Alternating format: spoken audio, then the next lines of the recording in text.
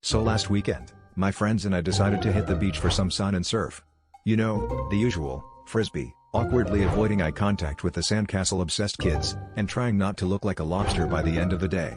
Everything was going swimmingly until it was time to pack up and head home. That's when Kevin, our resident airhead, realized he'd misplaced his car keys.